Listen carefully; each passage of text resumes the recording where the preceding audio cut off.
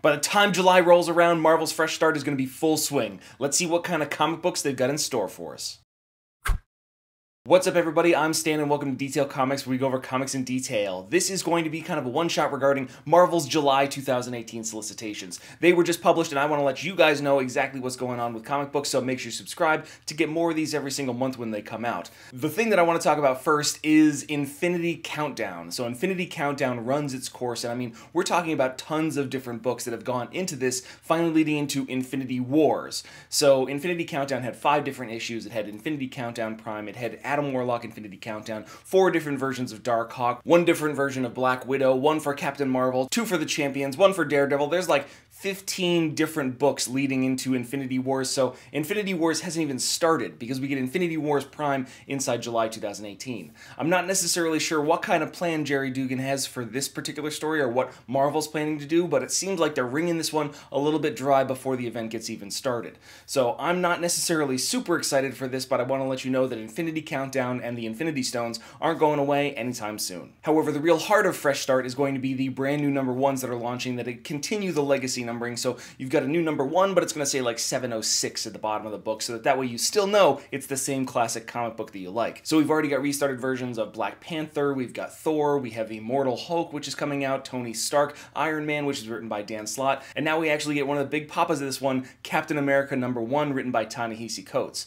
If you really liked Black Panther by Ta-Nehisi Coates, I'm sure that you're going to really enjoy Captain America. If you didn't like Black Panther by Ta-Nehisi Coates, well, I don't necessarily know if you will, because Ta-Nehisi Coates is a very specific writing style. I particularly enjoy it. I like the way that he dives into certain subjects, but I can see how it might not necessarily be for everybody. However, that is not necessarily the biggest number 1 that we're going to be talking about. That's going to be coming up later in the video. Then, with the recent announcement that they're going to be restarting the Fantastic Four in August of 2018, we actually have a bunch of True Believers issues which are going to be coming from Marvel regarding the Fantastic Four. So we get their first issue, we get their first interaction with Doctor Doom, we get the coming of Galactus, we get the Fantastic Four, and they jump into the John Byrne era, and then they come into Walt Simonson. There's so many different things about the Fantastic Four that are coming out, and you'd wonder if Marvel 2-in-1's going to stick around. Well, of course it is! It's a fantastic fucking book! So Marvel 2-in-1 number 8 comes out, and I love the take on American Gothic that they have on this cover. So the Fantastic Four, they're back in a big way over at Marvel, and I can't wait to see what they do to lead into Dan Slott's run in August of 2018. Then, talking about that big number 1 I mentioned earlier in the video, we're going to talk about Amazing Spider-Man number 1.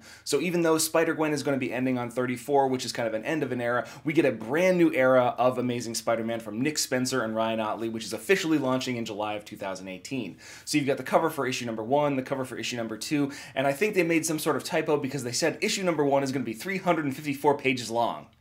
I'm pretty sure that's not the case, but I wouldn't mind having a novel written of Spider-Man with art by Ryan Ottley. That'd be pretty amazing. That'd be fantastic. But the big thing is that there's a whole new creative direction behind your favorite web-slinger, and I'm excited to see what kind of potential they tell in the story. Even though a lot of people don't necessarily appreciate Dan Slott's run, the man over the last 10 years has taken gigantic risks and pushed Peter Parker into places that he didn't necessarily know that character was going to go. He gave him a lot of development and progress. Hell, he made Dr. Octopus Spider-Man for 2 years, and it was great. It was amazing. It was one of the best parts of his run. So I'm excited to see what Spencer and Ottley can do and how they can push Peter Parker into a different corner of the Marvel Universe while still remaining core to the character that we all know and love. And then the last thing that I want to talk about, number 5, that's going to be X-Men Classified. So this is an announcement that came from Marvel, and it's regarding a X-Men book that is going to be coming out, and they didn't announce the art team, they didn't announce the writer, they didn't announce what the name is, they just said X Classified number 1, which is going to be dropping in July of 2018.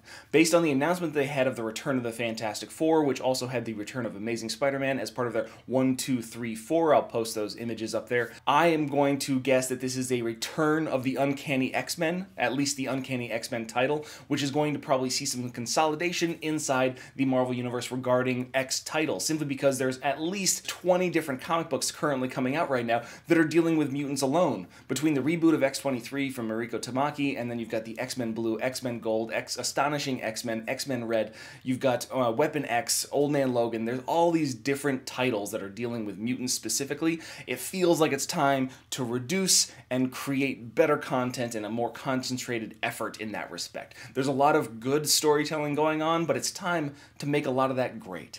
But I want to know what you guys think too, so hit me up in the comments down below so we can start that conversation.